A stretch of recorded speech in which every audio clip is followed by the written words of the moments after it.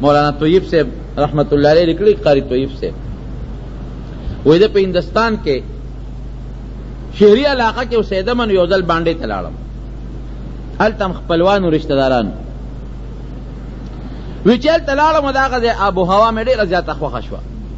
یخه هوا لګي او نه دوړه شته او نه لوګي شته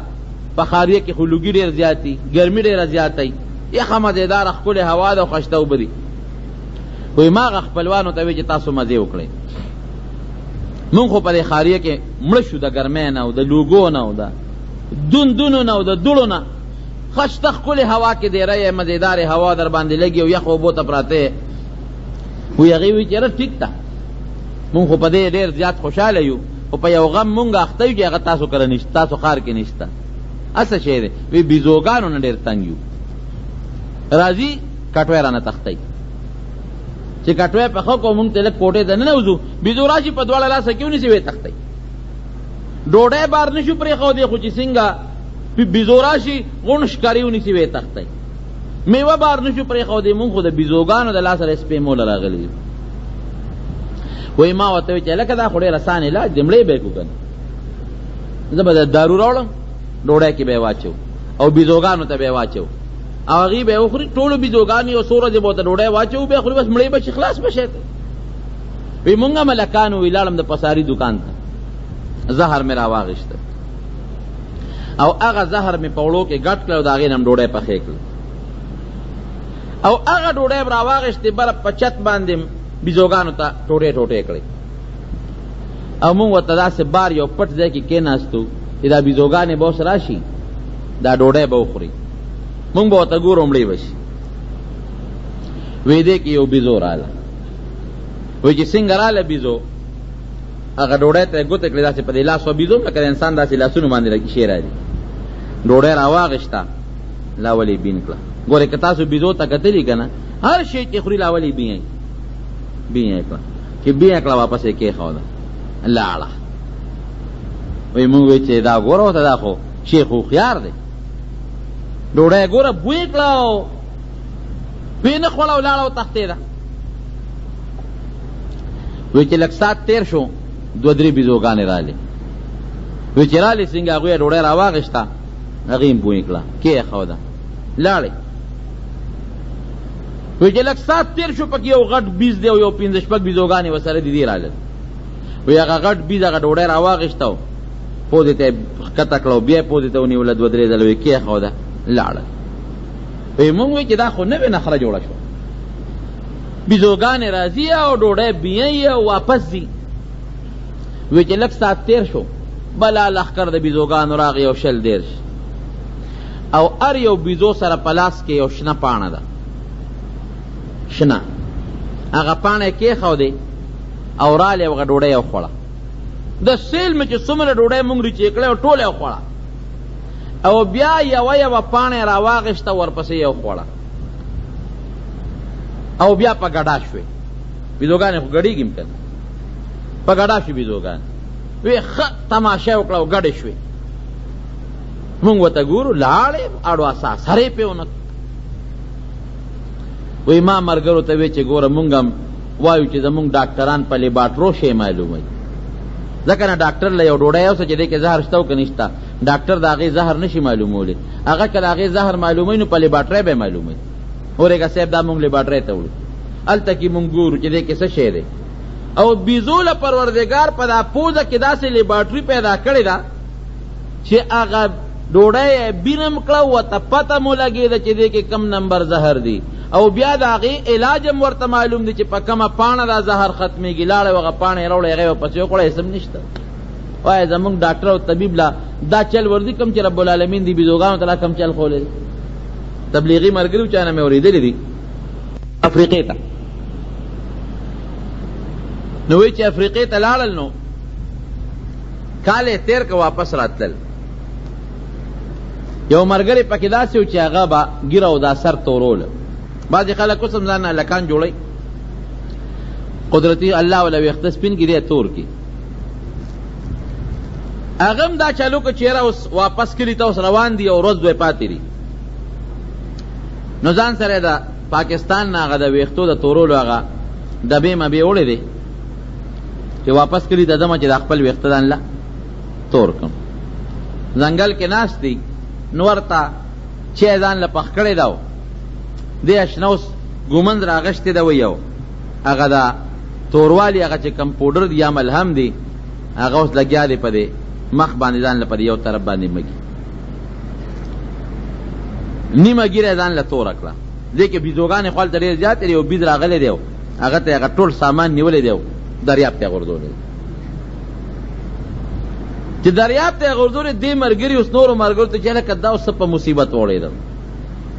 ما خو ځان له نیمه ګیره توره کړه او نیمه مې پاتې را سپینه. اوس دا ملهم خو به دې ځنګل کې مونږ ته میلاویږي نه دې سره به اوس څه کوو. په دې سوچ کې دی او په دې فکر کې دی او ملګري مو سره پریشان دی چې واقعي دا اوس که دا نیمه واپس مونږ ووینځو دا نیمه خو توره ده او نیمه ګیره سپینه ده نو دا اوس مونږ خاریې ته هم نشو تللی او چې وطن ته ځو دا خلک به څه وایي او بل دا چې په دې علاقه کې اوس ورو مونږ ګرځو نو دا خلک به را پورې خاندي چې یاره دا صاحب ته وګوره نیمه ګیره توره ده یو طرف او نیمه سپینه ده. وی دې کې یو بیزو راله وایي چې څنګه بیزو راله ورسره ډکي دي هغه ډکي یې راوړل او نغري کې کېښودل. وی دې ملګري ورته غوسه شو لرګي ته یې ګوتې کړه چې دې بیزو خو ماله دا هماغه ده وي مونږ ته چې لکه ته پرېږدې کې څه چل شته دا ډکي دې راوړل او دې نغري کې کېښودل دې بیزو ته ته پرېږدې کې څه چل شته دی. وی خیر هغه مونږ ته بیزو ګوري او هغه ډکي په هغه نغري کې وسوځول. وی چې ویې سوځول غیرې یې داسې را جارو کړې. وی چې را جارو یې کړې اوس غیرې رالي په لاسو او په ځان مګي داسې په سرم مګي. وی ما ملګري ته وی چې پوډر یې دله راوړل دا اوس تا ته چل ښیي چې هغه شی مې دنه وغورځو هغه بېکاره دي دا پورې کا. وی هغه وی چې ما پورې ټوقې ولې کوې خو خیر سړی مجبوره کړه چې هلکه دې ایرو کې څه چل شته ګوره بیزو تا ته نیغ نیغ ګورې وغه وی رالي په ځان پورې کوي. وی دا چل وکړو چې هغه سړي باندې غیرې مونږ په دې ګیره باندې په دې سر باندې پورې کړه چې پورې کړه دې کې څه چل هر څه چې خو څه لوبه پکې شته. وی چې هغه مله پورې کړل بیزو هم نیغ نیغ کتل لاړه او تښتېده. وی چې لږ ساعت تېر شو د هغه سړي نه هغه ګیره او هغه د سر ویښته ټول پرېوتل ګیره نه هم خلاص شو د سر د ویښتو نه هم خلاص شو.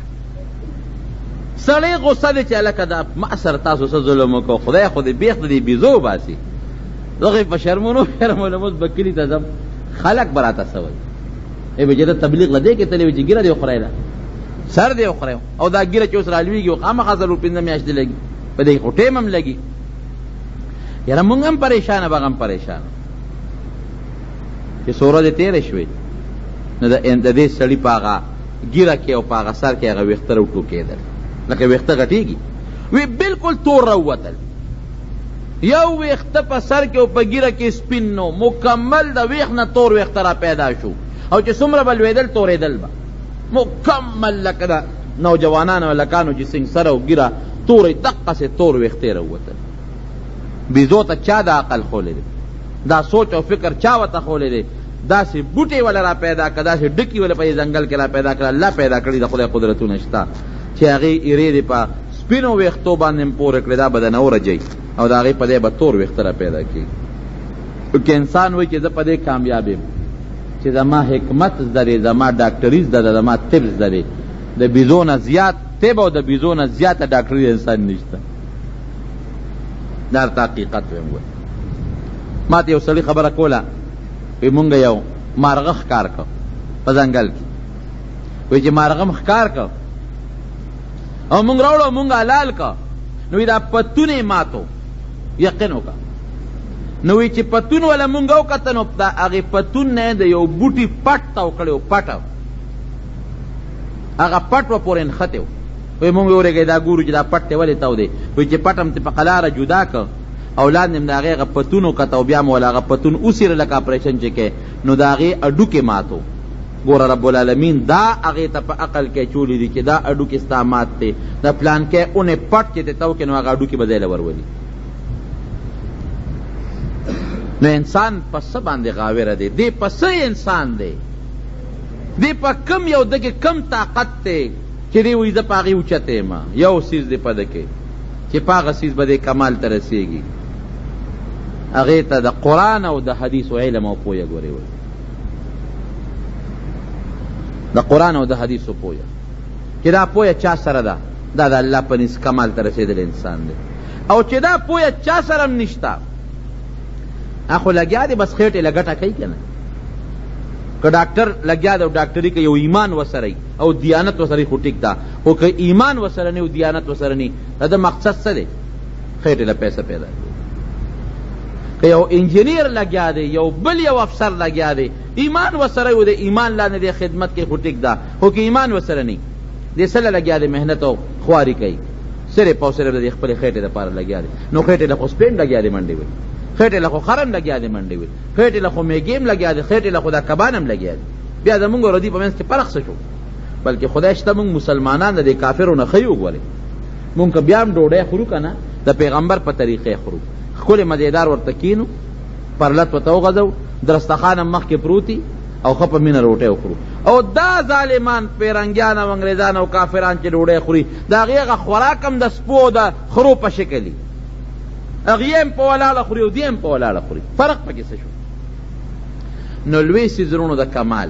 چې انسان په کمال ته رسي او انسان په کامیابیږي، هغه څه شی دی؟ هغه د الله د کتاب او د پیغمبر د حدیث او علم او پویه ده. رب العالمین دې زموږ نصیب کړي. دا د کمال شی دی، دا د کامیابی شی دی. او نبی کریم صلی الله علیه وسلم فرمایي، اوږد حدیث دی، یو رکوټې غوندې جمله ده پکې،